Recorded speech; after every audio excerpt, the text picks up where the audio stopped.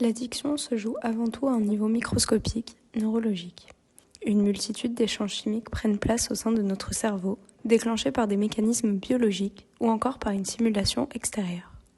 Cette stimulation peut venir notamment des réseaux sociaux qui ont la capacité de déclencher la sécrétion de certaines molécules ou de faire appel à certaines aires cérébrales dont la stimulation pousse l'homme à réitérer l'expérience.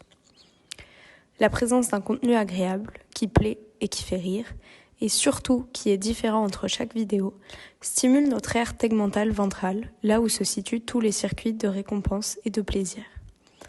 Et lorsque cette aire est stimulée, notre cerveau produit de la dopamine. La sécrétion de ce neurotransmetteur, surnommé l'hormone du plaisir, va nous procurer une sensation de satisfaction et de bonheur immédiat, à laquelle sera donc associée la consommation de contenu TikTok. On va donc ensuite chercher à réitérer l'expérience, poussé par notre inconscient qui cherche à en produire plus, et donc on va avoir tendance à rouvrir l'application. Lors de notre enquête, on a pu constater comment ce mécanisme était extrêmement présent chez les utilisateurs de TikTok, bien qu'eux-mêmes n'en aient pas forcément conscience. Quand interrogés sur les raisons pour lesquelles ils aimaient l'application, on a droit à des réponses comme la diversité des vidéos, c'est drôle, ça m'amuse, ça divertit et c'est rapide. On peut regarder quelques vidéos quand on n'a pas beaucoup de temps, pas besoin de se poser. Parmi les 125 utilisateurs que nous avons interrogés, 71% disent rester sur l'application pour rire. D'autre part, le défilé rapide de vidéos courtes joue sur notre cortex visuel et brouille nos repères sensoriels, ce qui entraîne une sensation de flottement qui nous fait perdre conscience de ce qui nous entoure.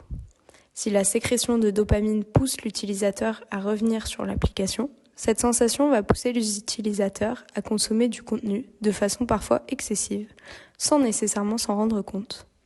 C'est un mécanisme sur lequel nous reviendrons dans la vidéo suivante, puisqu'il est associé à un mécanisme extrêmement psychologique.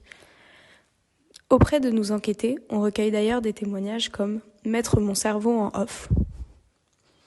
Enfin, les notifications visuelles et auditives agissent comme des stimuli d'alerte, stimulant notre lobe pariétal.